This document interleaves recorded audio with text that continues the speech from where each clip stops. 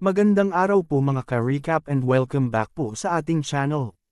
Ngayong linggo po ay ating ipagpatuloy ang kwento ni Disciple Pedro. Napalibutan na nga ng mga B-rank si Mr. Pumpkin at ang mga kasamahan nito. Pero sa hindi inaasahan ay agad na sumali si Thaddeus at nag-alok na sabay nilang pabagsakin ang mga B-rank. Tinanong siya ni Thaddeus kung hindi daw ba siya interesado na malaman kung sino ang mananalo. Ang 2 D-rank o ang 20 B-rank. Nagtataka pa rin si Pumpkin kung ano ang pinaplano ni Thaddeus. Alam niyang tao siya ni Raphael kaya bakit siya tutulungan nito. Napansin ito ni Thaddeus kaya sinabi niya kay Pumpkin na ayos lang na magtanong sa kanya kung bakit niya ginagawa ito. Ang dahilan kung bakit tinutulungan niya sila ay simple lang. Kapag ginawa niya ito, mas magiging masaya ang mga bagay-bagay. Tinanong naman ng magkapatid na Doko na ano daw ang mga pinagsasabi nila. Mamatay daw silang lahat, paano nila matatalo ang 20 B-rankers? Sa isip ni Yuna ay tama ang magkapatid. Mayroong 20 na kalaban at isa pa ay B-ranker ang mga ito.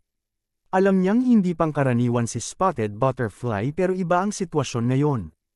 At si Sungo ay hindi rin malayang makagalaw dahil sa mga CCTV camera sa paligid. Hindi siya maaaring magpakita ng lahat ng kanyang kakayahan. Isa lang ang ibig sabihin nito, kailangan harapin ni Spotted Butterfly ang mga kalaban ng mag-isa. Pero sa tingin niya ay imposible ito.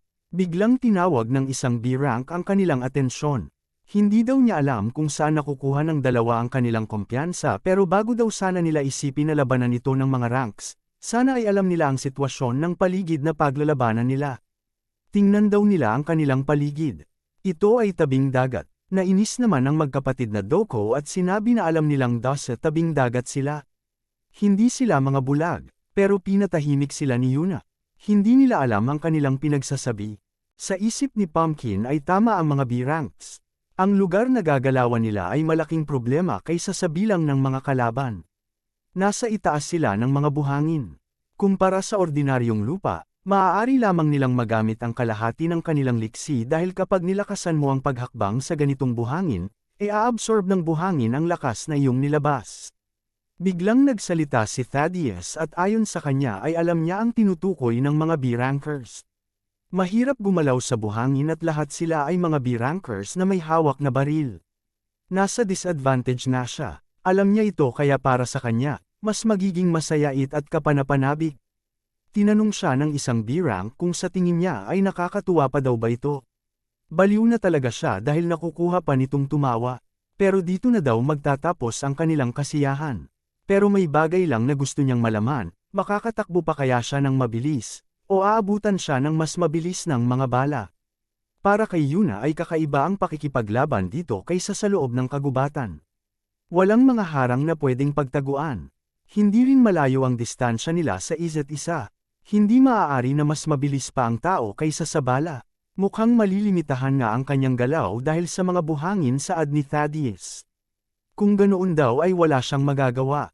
Bigla siyang humingi ng paumanhin kay Pumpkin at sumigaw ito ng napakalakas. Tumalon siya ng napakataas at akmang sisipain si Pumpkin.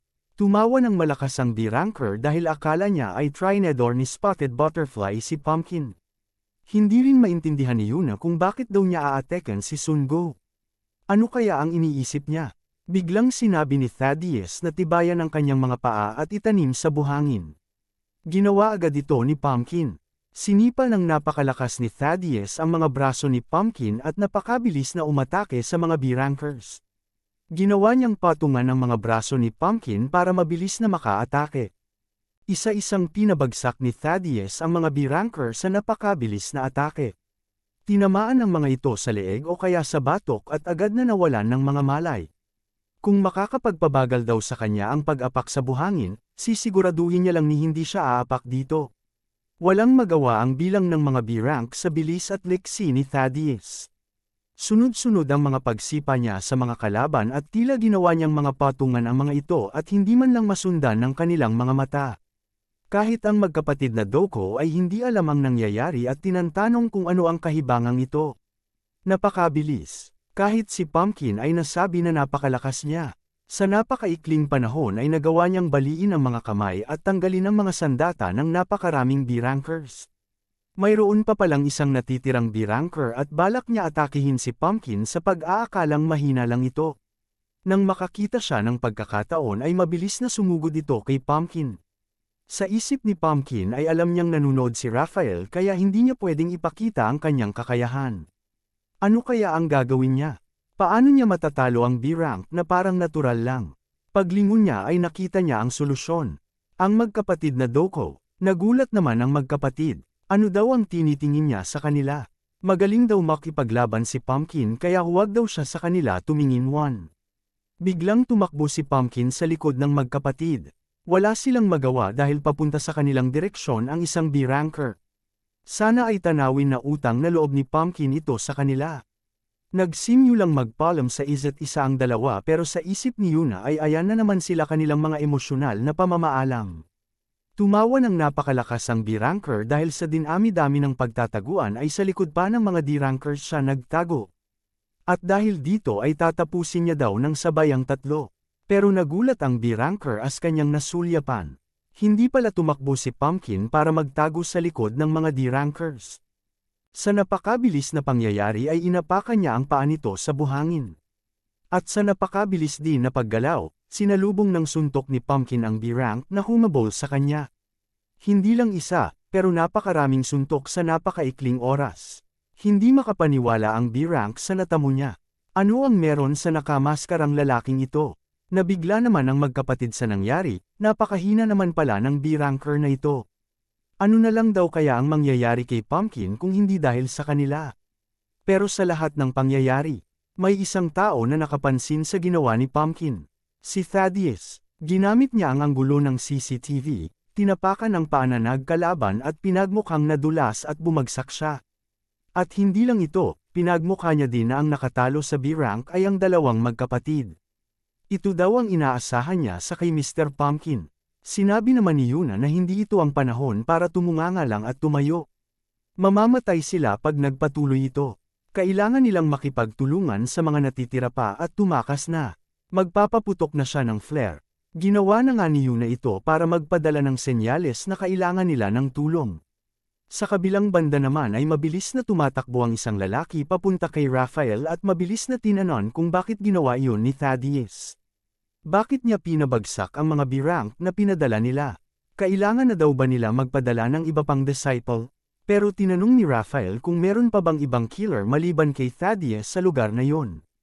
Ayon sa lalaki ay mayroon pang isang B-ranker na tinalo ng mga D-rank na killer. Pero nagawa niya ito dahil nadulas lamang siya at bumaon ang paa sa buhangin. Nagpaputok na rin sila ng flare at binabalak na tumakas kasama ang ibang mga nakaligtas na D-ranker. Tinanong ng lalaki kung trinador daw ba sila ni Thaddeus. Pero agad na sinaksak ni Raphael ng kutsilyo ang pagkain na nasa harap niya. Anong pagtatrider daw ang sinasabi niya? Hindi siya sigurado sa kahit kanino man, pero kahit papaano ay hindi magagawa ito ni Thaddeus. Si Thaddeus na God of Kowloon na pinamunuan ang kontinente, ay hindi siya maaaring traidorin. Hinding-hindi, kahit kailanman, kaya panuorin lang daw nito ang susunod na mga mangyayari. Nagsimula na ngang magtipon ng mga D-ranks na nakaligtas. Kinumusta nila ang isa't isa. Muntik na daw silang mamatay. Ano ba kaya ang tunay na nangyari? Maraming kakaibang tao sa islang ito. Sinabi naman ni Yuna sa kanila na tapos na ang pagsubok. Kailangan nilang umalis na sa islang ito. Sa isip ni Pumpkin ay tama nga siya. Mas makakabuti sa lahat kung aalis na sila dito. Mas maigi kung ngayon din bago pa may mangyari ulit na hindi inaasahan. Kailangan daw nilang bumalik at gamitin ang bangka na ginamit nila papunta dito. Pero bigla silang pinigilan lahat ni Thaddeus. Ano daw ang ibig sabihin niya? Tanong ni Yuna. Naging seryoso ang mukha ni Thaddeus at hindi muna sumagot. Pero bigla niyang sinabi na kailangan niya pa rin hanapin si Pedro bago umalis dito. Hindi naman makapaniwala ang ibang D-rank na hinahanap niya pa rin si Pedro sa ganitong sitwasyon. Pero tinatanong ni Thaddeus kung nasaan na kaya si Pedro sa mga ganitong sitwasyon. Matapos daw niyang dumating dito, hindi pa rin siya nakakakita ng matandang lalaki na mahahalin tulad niya kay Pedro. Alam niya at sigurado siyang magtatago si Pedro kaya hindi lang siya dapat bumase sa mukha. Kung ganito ang kaso, kailangan niyang hanapin ang sinuman na kayang itago ang kanilang mukha pero hindi ang kanilang mga kakayahan. Meron na siyang mga kandidato para dito. Mga may kakayahan na hindi pang D-rank. Bakit daw kaya nagtatago sila sa likod ng mga D-rankers? Baka may mga koneksyon sila kay Pedro kaya ganito. At ang mas nakakapanabik na parte ay hindi niya napansin dahil hindi niya masyadong binigyan ng atensyon si Pumpkin. Pero ang tunay na Pumpkin ay wala dito. Nagulat ang lahat sa sinabi ni Thaddeus. Nakakapagtaka kung iisipin mo daw ito. Si Mr. Pumpkin at Sungo na bottom feeder ay hindi pa nagkakasabay sa iisang lugar.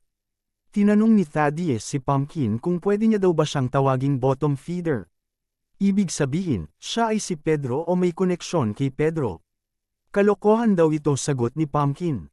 Hindi daw ba siya naiinitan sa suot niya, tanong ni Thaddeus. Simple lang daw ito, tanggalin nila ang maskara niya. Tinapak ni Pumpkin ang kamay ni Thaddeus at tinanon kung ano ang mangyayari kapag tumangjay siya. Kung ganoon daw ay wala siyang magagawa. Kung hindi personal na tatanggalin ito. Magkakasubukan na kaya si Thaddeus at si Mr. Pumpkin sa pagkakataong ito. Alamin po natin ito mga ka-recap sa susunod na mga kabanata. Maraming salamat po sa panunood at sana po ay nagustuhan ninyo. Please like our videos po and also subscribe to our channel. See you soon. Bye!